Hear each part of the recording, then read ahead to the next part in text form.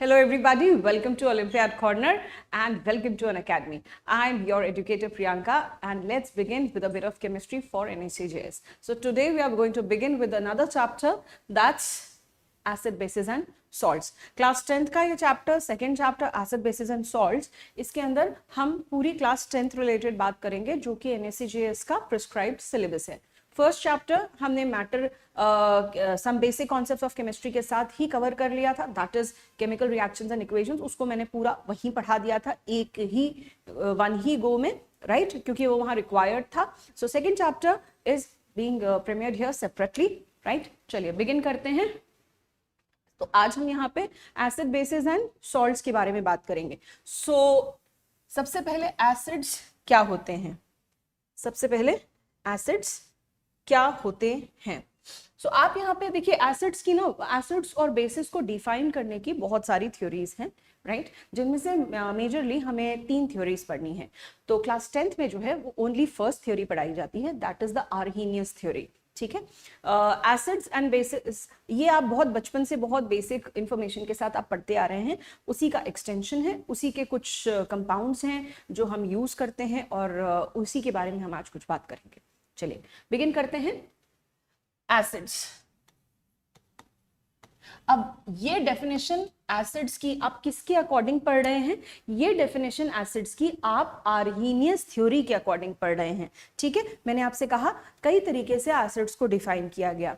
In general जब हम acids को डिफाइन करते हैं तो एसिड्स हम बचपन से जानते हैं क्या होते हैं, जो H+ आयन देते हैं, करेक्ट, जो H+ आयन दे उन्हीं को हम एसिड्स कहते हैं, राइट. तो ऐसे बहुत सारे एसिड्स थे जिनको H+ आयन, ऐसे बहुत सारे सब्सटेंसेस थे जिन जो H+ आयन रिलीज नहीं करते थे फिर भी एसिडिक नेचर शो करते थे, तो उनके लिए दूसरी थ्योरी आई. और उसके बाद फिर ऐसे जो दूसरी थ्योरी आई उसने बहुत सारे एसिड्स को एक्सप्लेन किया, लेकिन फिर भी कुछ ऐसे सब्सटेंसेस बच गए थे जो एसिडिक नेचर या बेसिक नेचर शो कर रहे थे, लेकिन उस सेकेंड थ्योरी से भी एक्सप्लेन नहीं हो पा रहे थे, उसके लिए तीसरी theory I. So in general तो हम जनरलाइज करते गए इस कॉन्सेप्ट को, लेकिन शुरुआत वहीं से होगी, कहाँ से, बिल्कुल बेसिक से, जो सबसे पहली और मोस्ट एक्सेप्टेड थ्योरी है एसिड्स एंड बेसिस की, राइट. चलिए बिगिन करते हैं. एसिड्स क्या होते हैं. एसिड्स अब किसके थ्रू हम डिफाइन कर रहे हैं, इसीलिए मैंने आपको ये बात बताई कि हमें उस साइंटिस्ट का नाम लेना जरूरी है क्योंकि उसकी थ्योरी के अकॉर्डिंग एसिड्स ये होते हैं, right. So according to Arrhenius, किसकी थ्योरी के अकॉर्डिंग पढ़ रहे हो, according to Arrhenius acids are those substances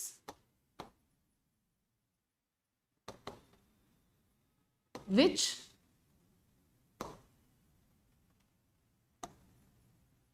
when dissolved in water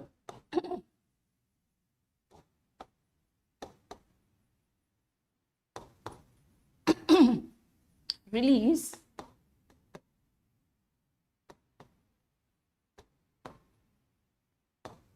H+ ion. तो अकॉर्डिंग टू आर्हीनियस एसिड्स वो सब्सटेंसेस हैं, एसिड्स वो सब्सटेंसेस हैं जिन्हें जब आप वाटर में डिसॉल्व करें तब वो H+ आयन रिलीज करें. So according to Arrhenius acids are those substances which when dissolved in water release H+ ion. देखिए आर्हीनियस का नाम मेंशन करना इसलिए जरूरी है क्योंकि सबकी थ्योरीज अलग अलग हैं. तो आप किसके अकॉर्डिंग एसिड ऐसे डिफाइन करें, किसी और थ्योरी के अकॉर्डिंग हो सकता है लोन पेयर एक्सेप्टर हो, किसी और थ्योरी के अकॉर्डिंग हो सकता है प्रोटॉन डोनर हो, राइट. तो आप यहाँ पे इस चीज का ध्यान रखिएगा कि आप किसके अकॉर्डिंग डिफाइन कर रहे हैं, क्वेश्चन में आपसे किसके अकॉर्डिंग बात की गई है, राइट. चलिए acids according to Arrhenius acids are those substances which when dissolved in water release H+ ion, यानी कि ये थ्योरी जो है ये वाटर के अंदर ही एसिड्स को एक्सप्लेन कर रही है. सो एग्जांपल के तौर पे अगर हम बात करें तो आप जानते हैं बहुत सारे acids HCl, H2SO4, 4HNO3 etcetera. ठीक है, ये सारे एसिड्स आप जानते हैं, राइट. तो यहाँ पे क्या हो रहा है, HCl ये एक एसिड है, ठीक है, ये बेसिकली एक गैस है. इसको जब आप वाटर में डिसॉल्व करते हैं तब ये H+ एक्वस देता है और Cl- एक्वस देता है, करेक्ट, राइट. यही कह रहे हैं. अब इस H+ आयन को आप और कैसे रिप्रेजेंट कर सकते हैं, इसको आप H3O प्लस भी कह के रिप्रेजेंट कर सकते हैं और इसका नाम है हाइड्रोनियम आयन। Hydronium ion. इस हाइड्रोनियम आयन का स्ट्रक्चर या तो देखिए आपको क्या लिखना चाहिए, या तो आपको H प्लस एक्वस लिखना चाहिए या फिर आपको H3O प्लस लिखना चाहिए। H प्लस आयन अकेला एग्जिस्ट नहीं कर पाता है, H प्लस आयन अकेला एग्जिस्ट नहीं कर पाता है, इसीलिए उसको वाटर की जरूरत है। और ये थ्योरी कहती है कि H प्लस आयन अकेला एग्जिस्ट नहीं कर पाएगा और उसके लिए वो वाटर का सहारा लेता है और यहां से वाटर के थ्रू रिलीज हो जाता है, राइट। और ये इस तरह से हाइड्रोनियम आयन बना के एग्जिस्ट करता है। चलिए हम साइड में देख लेते हैं एक बार हाइड्रोनियम आयन होता क्या है।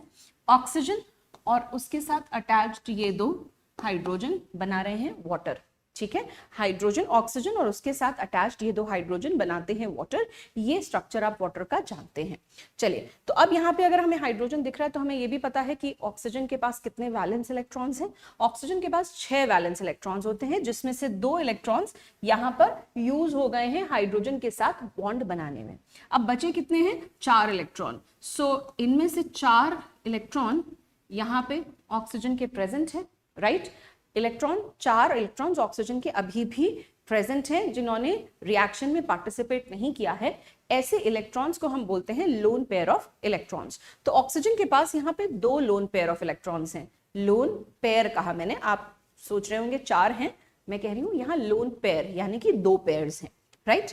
तो यहाँ पे आप देखिए ऑक्सीजन के पास 2 लोन पेयर हैं। अब एक भटकता हुआ हाइड्रोजन आयन इसके पास आता है जब, तब क्योंकि ऑक्सीजन की ऑक्टेट जो है वो पूरी हो चुकी है, ठीक है, ऑक्सीजन स्टेबल है, लेकिन क्योंकि इलेक्ट्रोनेगेटिव आयन है तो ये H प्लस जो है उसके पास खींचा चला आता है, ठीक है।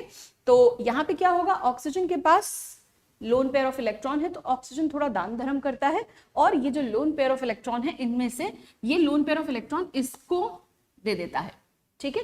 एक इलेक्ट्रॉन उसको ट्रांसफर करता है कंप्लीटली और उसके बाद फिर उससे शेयरिंग करता है और इस तरीके के बॉन्ड को हम बोलते हैं कोऑर्डिनेट बॉन्ड, ठीक है, हम बोलते हैं कोऑर्डिनेट बॉन्ड। सो इस कोऑर्डिनेट बॉन्ड की वजह से क्या होता है, ये जो लोन पेयर ऑफ इलेक्ट्रॉन है ये यहाँ यूटिलाइज हो गया और ये जो H प्लस का चार्ज था, ये पूरा चार्ज जो है अब ये हाइड्रोजन आयन जो था वो इस वाटर मॉलिक्यूल से अटैच हो गया और यहाँ पे जो H प्लस का पूरा चार्ज था ये पूरे मॉलिक्यूल पे आ गया। इस पूरे मॉलिक्यूल ने इस H प्लस के चार्ज को शेयर कर लिया, तो ये कहलाया H3O plus, that is hydronium ion. और यहाँ पे आपको कोऑर्डिनेट बॉन्ड देखने को मिल रहा है। मैंने आपको पिछली क्लासेस में पहले भी बताया है कि कोऑर्डिनेट बॉन्ड किधर से किधर की तरफ डायरेक्ट होता है। Coordinate bond lone pair donor से लोन पेयर एक्सेप्टर की तरफ डायरेक्ट होता है, ऑक्सीजन से पॉइंट कर रहा है हाइड्रोजन आयन की तरफ। और अब इस पूरे मॉलिक्यूल पे चार्ज आ गया है H प्लस और इसी को हम कहते हैं हाइड्रोनियम आयन। Hydronium ion. अब आपके मन में सवाल आ रहा होगा ऐसा क्यों होता है, ठीक है, ऐसा क्यों हो रहा है कि HCl जो है वो वाटर के साथ रिएक्शन करके सिर्फ वाटर ही क्यों चाहिए, वाटर की एब्सेंस में ये HCl गैस जो है वो आयोनाइज क्यों नहीं हो रही है। चलिए देखते हैं थोड़ा सा। HCl, हाइड्रोजन एंड क्लोरीन, ठीक है, हाइड्रोजन एंड क्लोरीन। तो हाइड्रोजन एंड क्लोरीन जो ये मॉलिक्यूल है ये एक कोवेलेंट मॉलिक्यूल है और इसके अंदर HCl गैस के नाम से हम जानते हैं इसे, राइट। अब ये जो गैस है इसके अंदर आप दोनों कंबाइनिंग एटम्स अगर देखें तो इनके बीच में इलेक्ट्रोनेगेटिविटी का डिफरेंस है बहुत ज्यादा। और क्लोरीन जो है वो हाइड्रोजन और क्लोरीन के बीच में जो शेयर्ड पेयर ऑफ इलेक्ट्रॉन है जो कि बिल्कुल सेंटर में यहां कहीं होना चाहिए, अगर मैं इनके इलेक्ट्रॉन्स की बात करूं तो ये कहीं यहां कहीं सेंटर में होना चाहिए। ये शेयर्ड पेयर ऑफ इलेक्ट्रॉन जो है वो खिंच के क्लोरीन की तरफ चला जाता है, जो यहां सेंटर में होना चाहिए था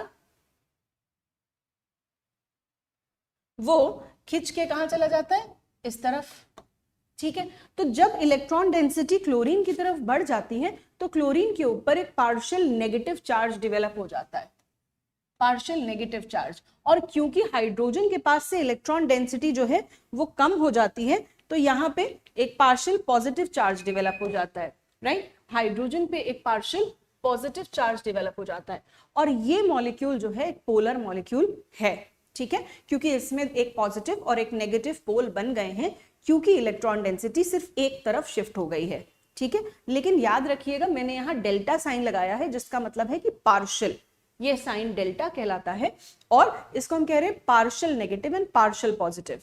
अब मैं इसे पार्शियल नेगेटिव और पार्शियल पॉजिटिव क्यों कह रही हूँ, क्योंकि इलेक्ट्रॉन जो है ये कंप्लीटली ट्रांसफर नहीं हुआ है, ये इलेक्ट्रॉन कंप्लीटली ट्रांसफर नहीं हुआ है, ये अभी भी शेयर्ड पेयर ऑफ इलेक्ट्रॉन है और ये सिर्फ इलेक्ट्रॉन डेंसिटी को शिफ्ट करा रहा है, पूरी तरह से ट्रांसफर नहीं हुआ है। क्योंकि पूरी तरह से ट्रांसफर नहीं हुआ है और इलेक्ट्रॉन डेंसिटी एक साइड बढ़ गई है तो हम कहेंगे कि ये मॉलिक्यूल जो है वो पोलर बन चुका है, राइट। इसमें पोल्स बन चुके हैं, एक पॉजिटिव पोल और एक नेगेटिव पोल, और ये पोलैरिटी जो है वो पार्शियल पोलैरिटी है, राइट। अब यहाँ पे आता है वाटर का खेल। ये मॉलिक्यूल तो ऐसा ही है, ये मॉलिक्यूल तो ऐसा ही है, राइट। लेकिन जैसे ही ये वाटर के कांटेक्ट में आएगा, जैसे ही ये वाटर के कांटेक्ट में आएगा, अब आप एक बार वाटर का स्ट्रक्चर समझ लीजिए। वाटर के स्ट्रक्चर की अगर मैं बात करूं तो आप देखें वाटर, क्या आपको यहां पर भी ऐसा ही नहीं दिखता? ऑक्सीजन अगेन पार्शियल, यहां पे ऑक्सीजन भी बहुत ज्यादा इलेक्ट्रोनेगेटिव एलिमेंट है और ऑक्सीजन पे भी क्या होगा, इलेक्ट्रॉन डेंसिटी इकट्ठी हो जाएगी और इस वजह से आप देखेंगे हाइड्रोजन पर भी पार्शियल पॉजिटिव चार्ज और ऑक्सीजन पे पार्शियल नेगेटिव चार्ज, क्योंकि ऑक्सीजन और हाइड्रोजन के बीच में जो भी शेयर्ड पेयर ऑफ इलेक्ट्रॉन्स है वो खिंच के ऑक्सीजन की तरफ चले जाते हैं। क्यों? क्योंकि ऑक्सीजन जो है वो क्या है, इलेक्ट्रोनेगेटिव एलिमेंट है, क्योंकि ऑक्सीजन जो है वो क्या है, इलेक्ट्रोनेगेटिव एलिमेंट है। सो वो जो शेयर्ड पेयर ऑफ इलेक्ट्रॉन्स है उसको अपनी तरफ पुल कर लेती है। तो अगर हम देखें यहां पर भी पोलैरिटी डेवलप्ड है। सो वाटर को इसीलिए हम बोलते हैं कि वाटर एक पोलर सॉल्वेंट है, उसके पास भी एक पॉजिटिव और एक नेगेटिव पोल है, ठीक है। सो ये भी पोलर और ये भी पोलर, ये भी पोलर और ये भी पोलर, वाटर भी पोलर और HCl गैस भी पोलर, ठीक है। HCl गैस कहा मैंने, राइट। सो यहाँ पे वाटर क्योंकि पोलर है, so it is going to dissolve another substance which is like in nature. हमने सुना है लाइक डिसॉल्व्स लाइक, राइट। अगर नहीं सुना है तो स्टेटमेंट को दिमाग में बसा लीजिए, लाइक डिसॉल्व्स लाइक, यानी कि एक जैसी चीजें एक जैसी चीजों को, सिमिलर नेचर की चीजों को अपने अंदर डिसॉल्व कर लेती हैं। तो यहाँ देखिए हाइड्रोजन क्लोराइड गैस जो कि खुद पोलर नेचर की है, दूसरे पोलर नेचर के सॉल्वेंट में यानी कि वाटर में डिसॉल्व हो जाती है। कैसे? अब आप देखिए कि ये जो वाटर है ये खुद भी पोलर है नेचर में, तो मैं इस वाटर को इस तरीके से पार्शियल नेगेटिव और पार्शियल पॉजिटिव इस तरीके से रिप्रेजेंट कर देती हूँ, ठीक है। आई होप आपको इसमें कोई तकलीफ नहीं होगी कि मैंने इसके इस तरह से पोल्स बना दिए कि वाटर का मॉलिक्यूल है पार्शियल नेगेटिव और पार्शियल पॉजिटिव पोलैरिटी के साथ। जैसे ही ये पोलर वाटर मॉलिक्यूल, जैसे ही ये पोलर वाटर मॉलिक्यूल, ये इसका पार्शियल पॉजिटिव और ये इसका पार्शियल नेगेटिव, राइट। जैसे ही ये polar water molecule hydrogen chloride के पास आएगा, हाइड्रोजन क्लोराइड गैस जैसे ही वाटर मॉलिक्यूल के कांटेक्ट में आएगी, बताइए क्या होगा, कैसे ओरिएंटेशन हो जाएगा? ये जो पॉजिटिव एंड है इसके पास वाटर का नेगेटिव एंड चला जाएगा इस तरीके से, ठीक है।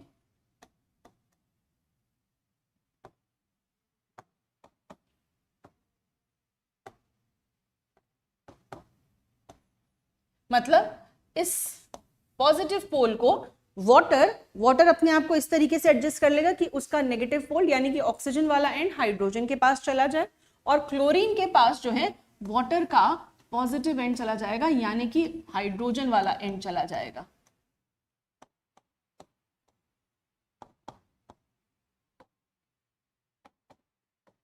ठीक है। सो पोलैरिटी पहले से थी, दुश्मनी उनमें पहले से थी, लेकिन दोस्ती का एक हल्का सा थ्रेड बना हुआ था, राइट। और जैसे ही वाटर ने हाइड्रोजन को अपनी तरफ खींचा और क्लोरीन को अपनी तरफ खींचा, दोनों को ऑपोजिट डायरेक्शंस में खींचा, क्या हुआ, यहां पड़ गई दोस्ती में दरार। क्या हो गया? यहां पड़ गई दोस्ती में दरार। ये हाइड्रोजन एक तरफ और ये क्लोराइड आयन एक तरफ, ठीक है। सो ये किस में ट्रांसफॉर्म हो गए? ये ट्रांसफॉर्म हो गए H plus aqueous plus Cl minus aqueous. So hydrogen ion को सब तरफ से वाटर मॉलिक्यूल ने घेर लिया, ऑक्सीजन की साइड से और क्लोराइड आयन को सब तरफ से वाटर मॉलिक्यूल ने घेर लिया हाइड्रोजन वाली साइड से, ताकि ये दोनों आपस में ना चिपक जाएं वापस से, क्योंकि H+ और Cl- बन गया, वापस में क्लोज कॉन्टैक्ट में आ सकते हैं, नहीं आए क्यों, क्योंकि उनको सब तरफ से वाटर मॉलिक्यूल ने घेर लिया है। ठीक है, सो यहाँ पे ये बन गया H3O+, तो इसको आप लिखेंगे H+ एक्वस और H3O+, क्या लिखेंगे आप इसे, H3O+ या फिर H+ एक्वस, जिसे हम कहते हैं हाइड्रोनियम आयन। H3O+ को हम बोलते हैं हाइड्रोनियम आयन। आई होप आपको ये बात समझ आई होगी। इसीलिए आपने क्लास 9 के कॉन्सेप्ट में पढ़ा है कि hydrogen chloride is a compound while hydrochloric acid is a mixture. ठीक है, अब यही बात आपको यहां से समझ में आनी थी। इस तरीके का कभी आप कोई स्टेटमेंट देखें तो इस बात को बहुत ध्यान से समझिएगा। हाइड्रोजन क्लोराइड अगर गैस लिखी है तो वो एक प्योर सब्सटेंस है, वो एक एलिमेंट है, और अगर हाइड्रोक्लोरिक एसिड लिखा है यानी कि उसके आगे एक्वस लिखा है, तो वो एक मिक्सचर है। इस बात में थोड़ी सी क्लैरिटी रखिएगा। ये छोटी छोटी चीजें जहां से चीजें ट्रिकी हो जाती हैं, सिंपल है बट ट्रिकी हो जाती हैं। चलिए आगे बात करते हैं, एसिड्स के क्लासिफिकेशन पे बात करते हैं। क्लासिफिकेशन,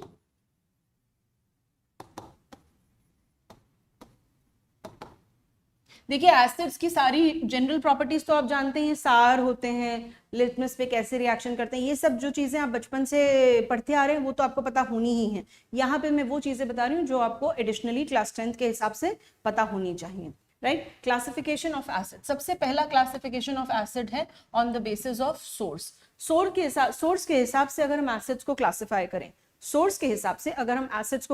करें, तो एसिड्स को सोर्स के हिसाब से दो तरीके से क्लासिफाई किया जा सकता है।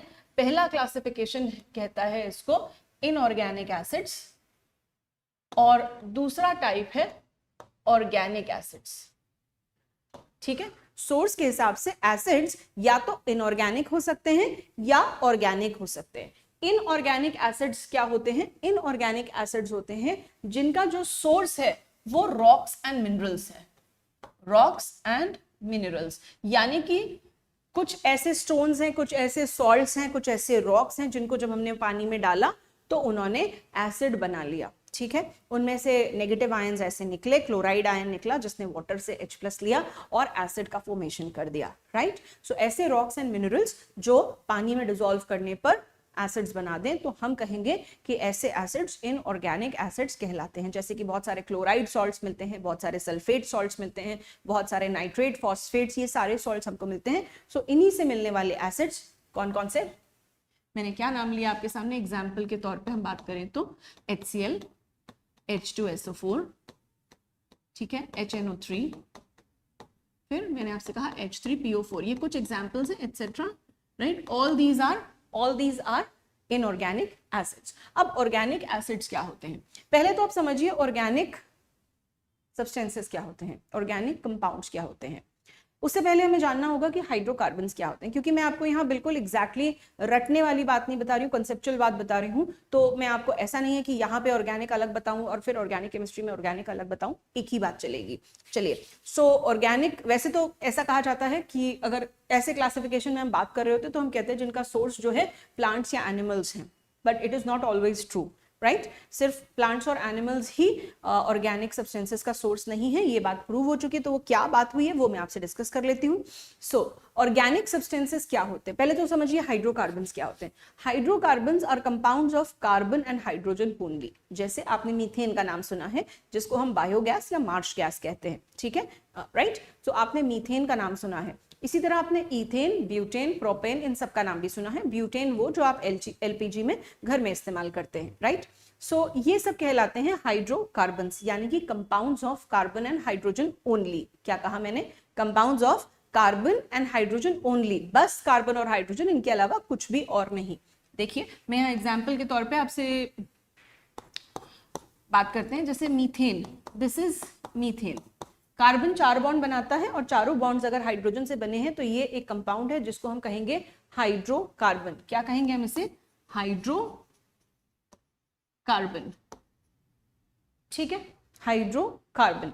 अब इस हाइड्रोकार्बन में से कुछ हाइड्रोजन हटा दी जाए और उसकी जगह कोई दूसरा एलिमेंट दूसरा कौन सा, 2 तो यहाँ ऑलरेडी है, हाइड्रोजन और कार्बन के अलावा कोई और एलिमेंट, हाइड्रोजन और कार्बन के अलावा कोई और एलिमेंट लगा दिया जाए तो वो कंपाउंड्स कहलाते हैं ऑर्गेनिक कंपाउंड्स। जैसे मैं आपको अगर यहाँ पे ये 2 हाइड्रोजन्स हटा के इनकी जगह मैं यहाँ पे अगर डबल बॉन्ड ऑक्सीजन लगा दूं, हाइड्रोजन और कार्बन के अलावा मैंने कोई और एलिमेंट लगा दिया, तो ये बन गया है अब ऑर्गेनिक कंपाउंड, ऑर्गेनिक कंपाउंड।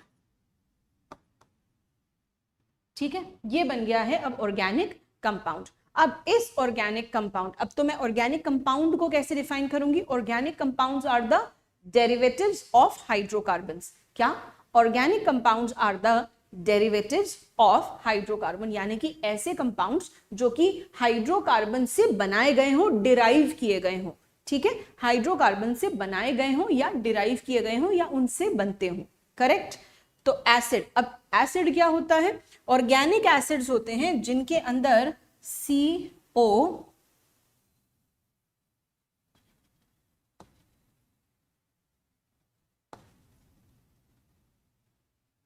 ऐसे ही डिराइव करने पर अगर कार्बन पे डबल बॉन्ड ऑक्सीजन इधर लग जाए और इसके साथ यहां पर एक OH ग्रुप लग जाए, तो ऑर्गेनिक एसिड्स के अंदर एसिड का ग्रुप होता है COOH ग्रुप, COOH ग्रुप।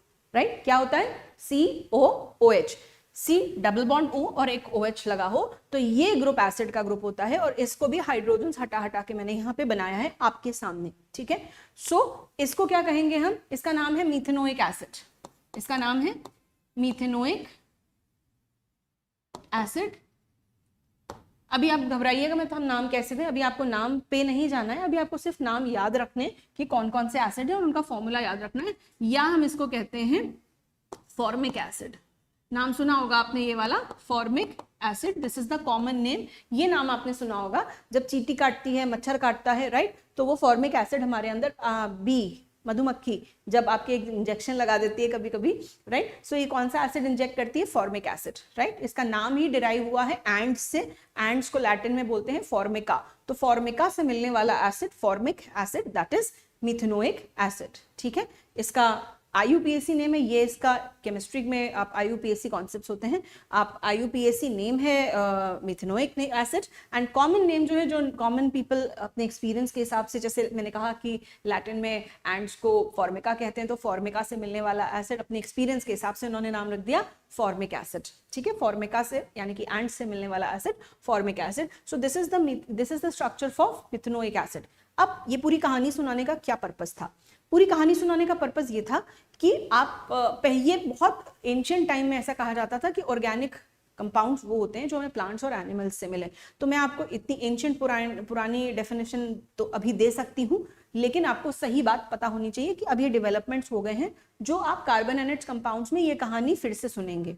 ठीक है, तो आप ऐसे भी लिख सकते हैं कि ऑर्गेनिक एसिड्स क्या होते हैं, ऑर्गेनिक एसिड्स होते हैं जो एसिड्स हमें प्लांट्स और एनिमल्स से डिराइव हो, मिलते हो, राइट, या ऐसे भी कह सकते हैं आप कि they are the derivatives of hydrocarbons. ठीक है, they are the derivatives of hydrocarbons. तो कहीं आपको अगर ऐसा लिखा मिले क्वेश्चन पेपर में, तो आप ऐसा मत सोचिएगा कि प्लांट्स, मतलब अपने आप को रिस्ट्रिक्ट मत करिएगा। मेरा सिर्फ ये ऑब्जेक्टिव है कि आप उस बात को पूरा ढंग से समझिए, और क्योंकि वो NSE-JS का पेपर है, वो रिस्ट्रिक्टेड नहीं है कि वो यही डेफिनेशन देगा या कौन सी डेफिनेशन देगा, इसलिए आपको पूरी बात पता होनी चाहिए।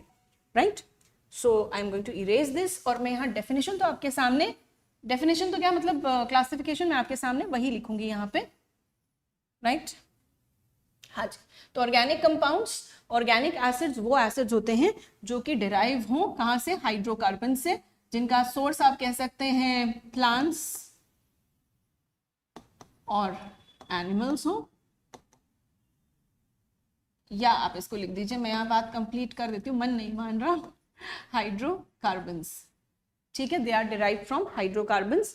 एग्जाम्पल, अब आप देखिएगा ऑर्गेनिक एसिड्स के अंदर फंक्शनल ग्रुप, एसिड वाला ग्रुप, फंक्शनल ग्रुप जो एसिड की प्रॉपर्टीज बताए, ऐसा ग्रुप जो उसका फंक्शन डिसाइड करे, ऐसा ग्रुप फंक्शनल ग्रुप कहते हैं। तो एसिड को डिनोट करने वाला ग्रुप होता है COOH। मैंने अभी आपको स्ट्रक्चर बना के दिखाया था कि कार्बन के साथ डबल बॉन्ड और एक OH group. So here always remember, जैसे HCOO H, ये है फॉर्मिक एसिड, फॉर्मिक एसिड, इसको ऐसे लिखेंगे। देन CH3COOH, इसका नाम है एसिटिक एसिड, कॉमन नेम है एसिटिक एसिड, वही जो आपको विनेगर में मिलता है, ठीक है। तीसरा है ऑक्सैलिक एसिड, मतलब मैंने आपको सिर्फ कुछ नाम दिए हैं यहाँ पे, सारे नहीं लिख सकते। ऑक्सैलिक एसिड वही जो आपको स्पिनच में मिलता है, ठीक है। तो 3 नाम मैंने, बिल्कुल नए हैं ये सब्सटेंसेस, तो मैंने आपके सामने उनके नाम और फॉर्मूले लिख दिए हैं, आप इनको कैसे। अच्छा, ऑक्सैलिक एसिड का क्या मतलब है, इसका स्ट्रक्चर ऐसा बनता है, ठीक है। 2 कार्बन आपस में कनेक्टेड है और दोनों पे ही COOH ग्रुप लगा हुआ है, तो उसको हम ऐसे होल ट्वाइस करके लिख देते हैं। तो आपके सामने वो लिखा है होल ट्वाइस, तो इसका मतलब है ऑक्सैलिक एसिड है, और ऐसा लिखा है तो भी ऑक्सैलिक एसिड है। दोनों में आप कंफ्यूजन मत क्रिएट करिएगा, आपके लिए बिल्कुल नई चीज है, आपने ये पहले नहीं पढ़ा है, इसलिए मैं आपको इसमें इतना डिटेल में बता रही हूँ। चलिए अगले क्लासिफिकेशन पे चलते हैं। दूसरे टाइप का क्लासिफिकेशन है on the basis of strength, या पहले कॉन्सेंट्रेशन की बात कर लेते हैं। On the basis of concentration, on the basis of concentration, concentration के हिसाब से एसिड्स या तो कॉन्सेंट्रेटेड हो सकते हैं या फिर डाइल्यूट हो सकते हैं, या तो कॉन्सेंट्रेटेड हो सकते हैं या फिर डाइल्यूट हो सकते हैं। कॉन्सेंट्रेटेड एसिड्स क्या होते हैं, ऐसे एसिड्स जिनमें एसिड की क्वांटिटी ज्यादा हो और पानी कम हो। जैसे कि आप घर में कोई सा भी शरबत का इस्तेमाल करते हैं, राइट, आपके घर में बहुत सारे स्क्वॉशेस होते हैं, तो उन स्क्वॉशेस में आप क्या करते हैं,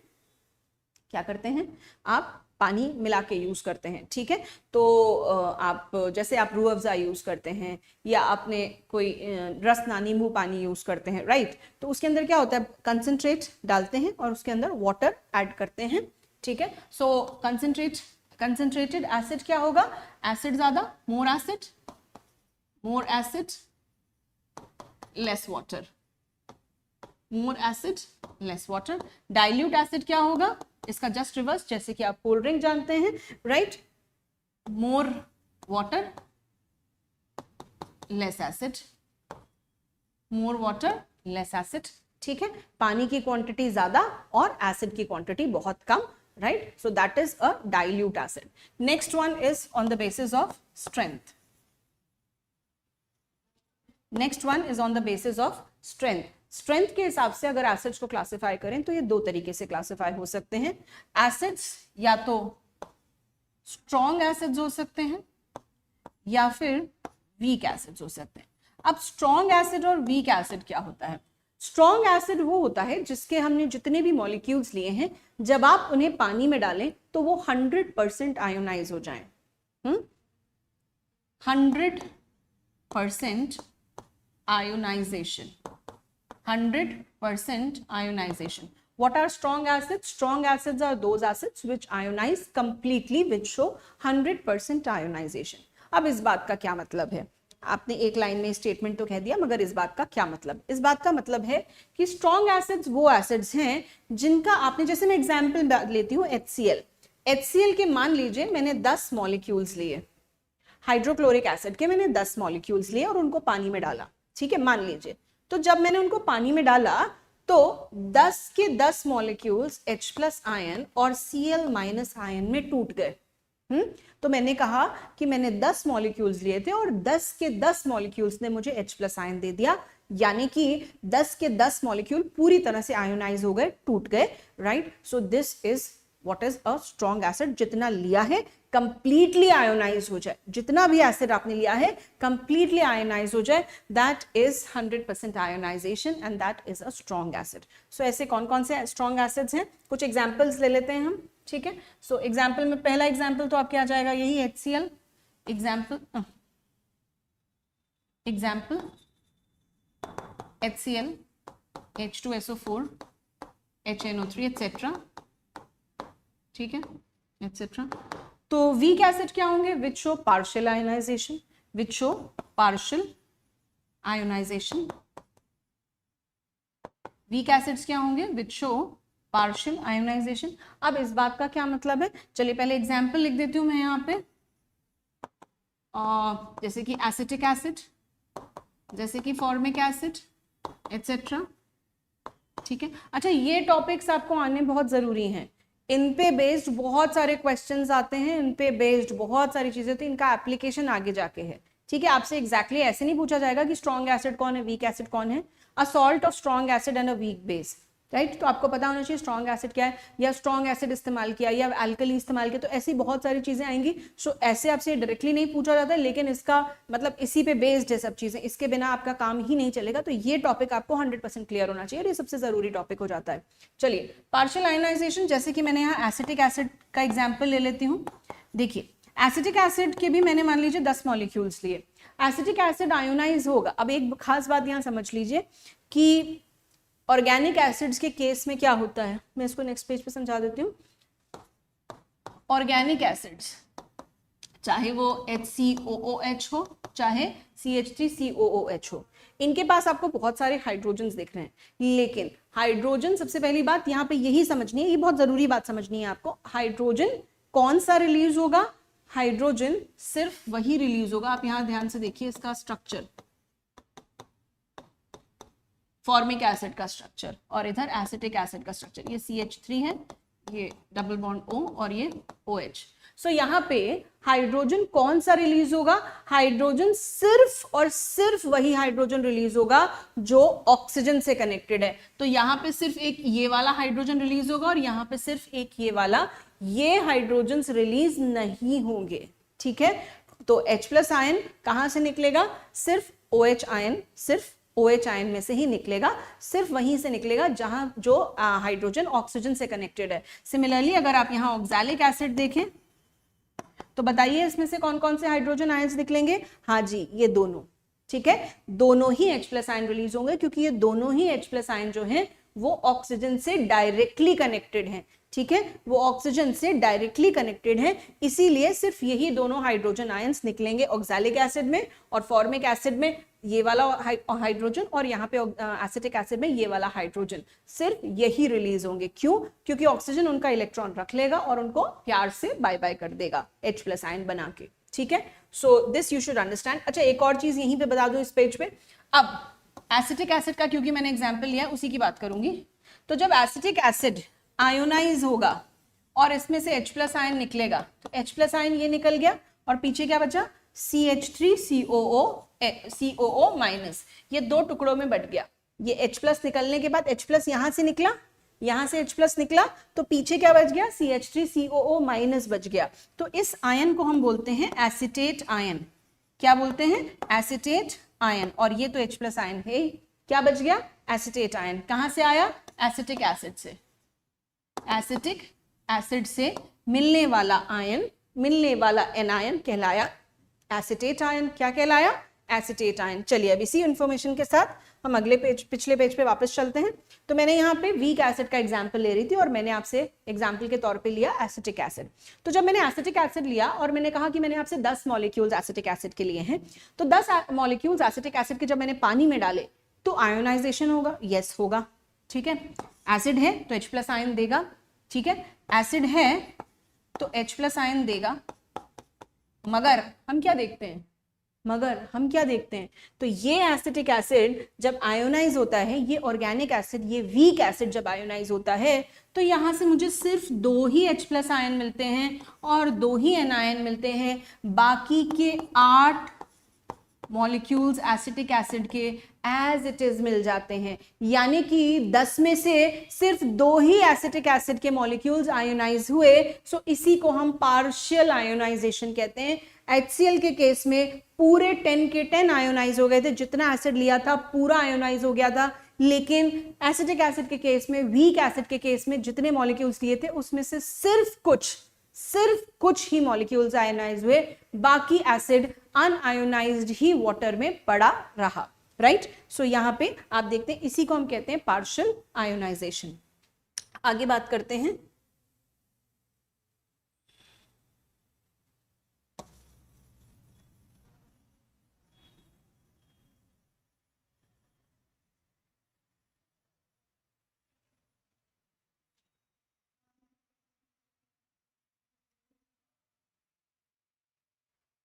ठीक है, सो आगे की बात करते हैं। आगे जो नेक्स्ट क्लासिफिकेशन है, मैंने यहाँ 3 क्लासिफिकेशन दे दिए।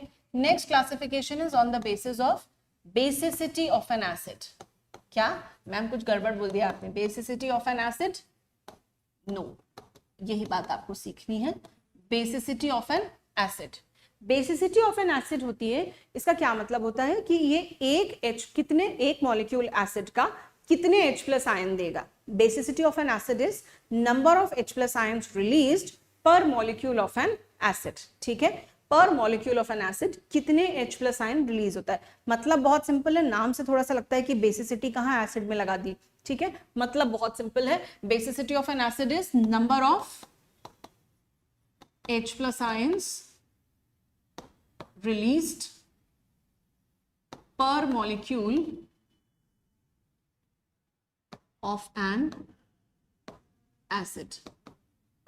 ठीक है, ठीक है, ऑलराइट। तो इसके हिसाब से एसिड्स हो सकते हैं या तो मोनोबेसिक या फिर डाइबेसिक या फिर ट्राइबेसिक। ठीक है, monobasic, dibasic, tribasic. Mono का मतलब 1, बेसिक का मतलब क्या है, यहाँ H प्लस आयन कितने दे रहा है। डाई का मतलब क्या होता है 2, बेसिक का मतलब क्या है कितने H प्लस आयन दे रहा है। ट्राई का मतलब होता है 3 और बेसिक का मतलब अगेन वही कितने H प्लस आयन दे रहा है। सो ऐसे एसिड्स मोनो बेसिक एसिड्स कहलाएंगे जो एक H प्लस आयन दें। ऐसे एसिड्स जो 2 H प्लस आयन दें वो डाई बेसिक कहलाएंगे। और ऐसे एसिड्स जो 3 H प्लस आयन दें वो ट्राई बेसिक कहलाएंगे। जैसे कि फॉर एग्जाम्पल हम यहाँ बात कर लेते हैं मोनोबेसिक। मोनोबेसिक एग्जाम्पल कौन कौन हो गए, HCl, HNO3, acetic acid CH3, COOH। अक्सर यहाँ पे कंफ्यूजन होता है, इसलिए मैंने ये एग्जाम्पल आपको जरूर से दिया है। अक्सर यहाँ पे कंफ्यूजन होता है, क्या कंफ्यूजन है कि भाई इसमें 4 H हाइड्रोजन दिख रहे हैं पर देगा कितना, सिर्फ एक। 4 दिख रहे हैं मगर देगा कितना, सिर्फ एक। Right, then dibasic acid. Dibasic acids कौन से हैं, जो 2 H प्लस आयन थे, H2SO4, then COOH whole twice, then tribasic acid H3PO4। Right, तो यहाँ पे मैंने आपसे कुछ एसिड्स के नाम लिख दिए हैं। इस कॉन्सेप्ट को मैंने और बहुत ज़्यादा डिटेल में आपके साथ some basic concept of chemistry में बहुत डिटेल में डिस्कस किया है, जहाँ पे मैंने सारे एक्सेप्शंस, सारे कंफ्यूजन्स जो होते हैं वो सब वहाँ पे भी डिस्कस किए हुए हैं। राइट, तो आई होप आप वो पहले ही देख चुके हैं, उसके बाद ही आप इस चैप्टर पे आए हैं। राइट, तो चलिए आगे बढ़ते हैं। Next is classification of basis. पहले तो हम देखें बेसिस क्या होते हैं, डेफिनेशन क्या है बेसिस की। बेसिस क्या होते हैं, बेसिस कैसे डिफाइन हुए, किसके अकॉर्डिंग डिफाइन हुए, according to Arrhenius. Yes, bases हमें कैसे डिफाइन करने हैं, according to Arrhenius. So according to Arrhenius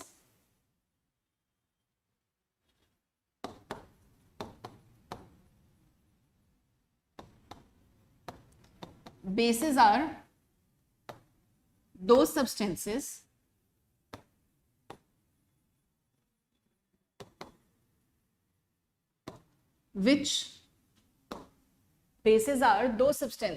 which when dissolved in water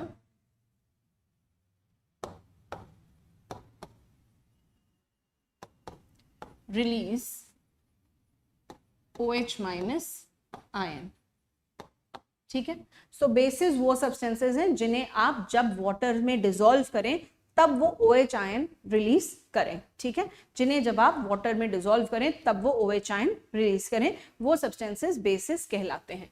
चलिए, तो बेसिस का सबसे पहला क्लासिफिकेशन पे हम आ जाते हैं। अच्छा, कुछ एग्जाम्पल्स दे दूं? चलो, एग्जाम्पल तो आपने अब तक दे दिए होंगे, like NaOH, KOH, CaOH whole twice etc। ठीक है, ओके, चलिए क्लासिफिकेशन की बात करते हैं। सबसे पहला classification on the basis of concentration. Source क्यों नहीं लिया, सवाल आ रहा होगा मन में।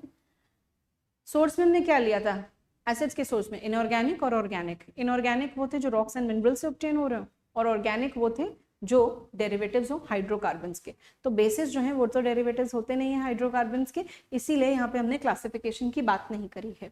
ठीक है, कंसेंट्रेशन के बेसिस पे हम देखेंगे बेसिस कैसे होते हैं, या तो बेसिस कॉन्सेंट्रेटेड होंगे या फिर डाइल्यूट होंगे।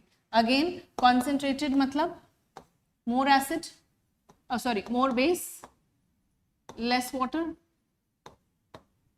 ठीक है। और डाइल्यूट मतलब लेस वाटर मोर बेस,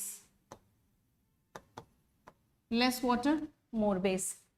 उल्टा लिख दिया मैंने? हाँ, बहुत बढ़िया, सेम ही लिख दिया है।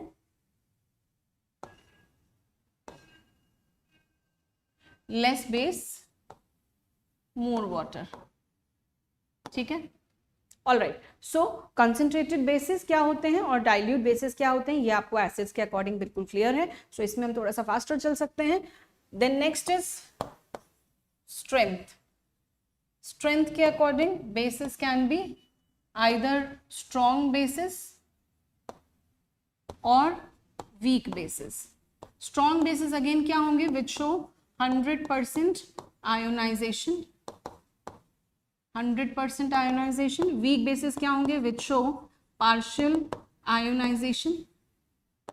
अब स्ट्रॉन्ग बेसिस कौन से हो जाएंगे, एग्जाम्पल की बात करूं तो मैं एल्कलीज, आपको पता है, ठीक है। एल्कलीज क्या होते हैं, alkalies are all those bases which are soluble in water, all those bases which are soluble in water. So हम, अच्छा देखिए, मेटल्स जो हैं वो क्या बनाते हैं, बेस बनाते हैं, मेटल्स बेस बनाते हैं, ठीक है। उनकी हाइड्रोक्साइड्स बेसिस होती हैं, लेकिन उनकी ऑक्साइड्स भी बेसिस होती हैं।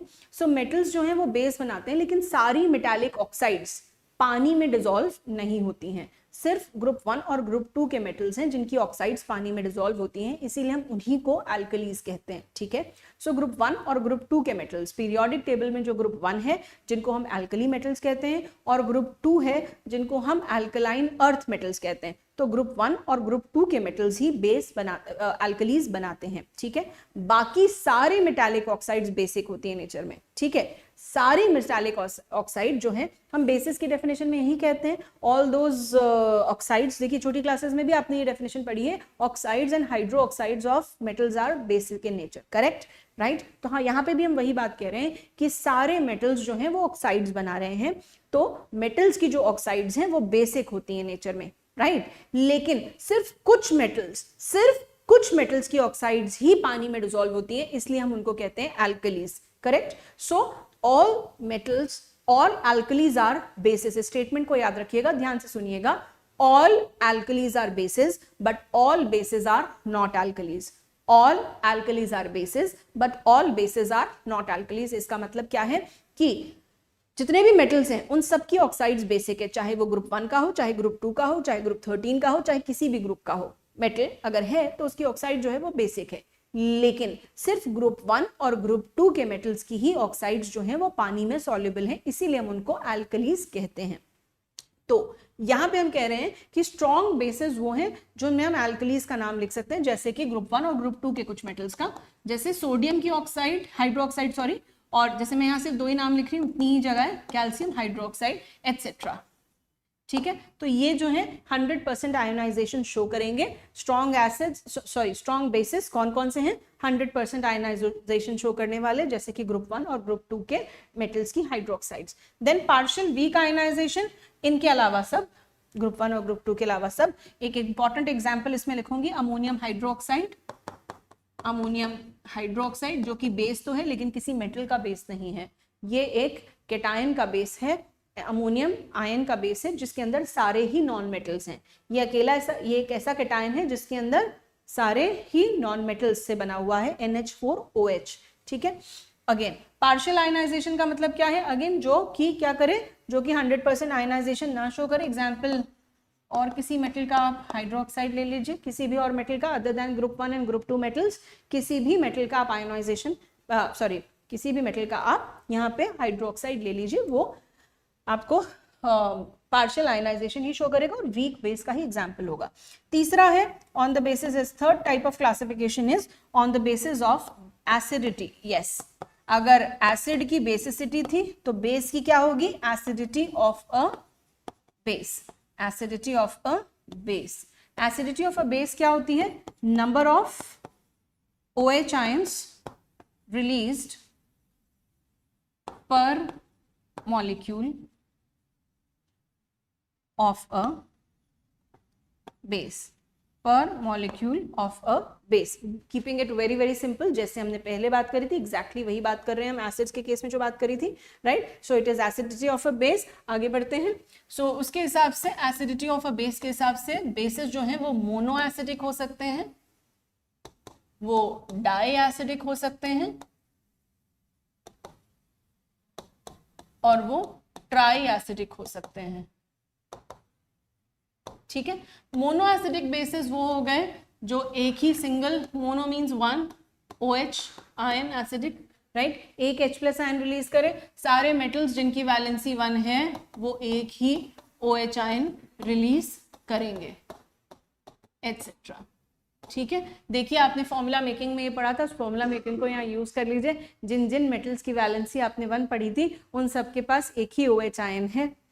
सिमिलरली डाई एसिडिक बेसिस कौन से हैं? ऐसे सारे मेटल्स जिनकी वैलेंसी 2 थी वो डाई एसिडिक बेस ही बनाएंगे, एटसेट्रा, राइट। और ऐसे सारे मेटल्स जिनकी वैलेंसी 3 थी वो ट्राई एसिडिक बेस ही बनाएंगे। ठीक है, जैसे कि aluminium hydroxide, ferric hydroxide, etcetera, right. ठीक है, चलिए आपसे एक सवाल पूछ लेते हैं।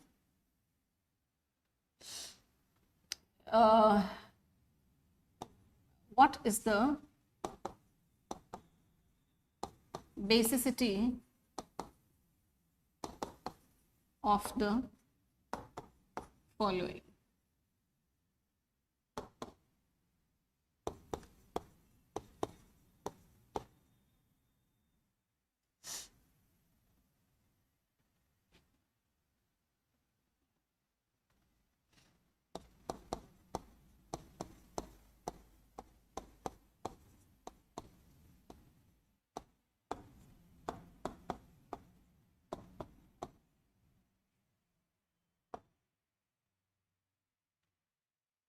चलिए टेक योर टाइम, जब तक मैं पानी पी लेती हूँ और आप इनका आंसर दीजिए।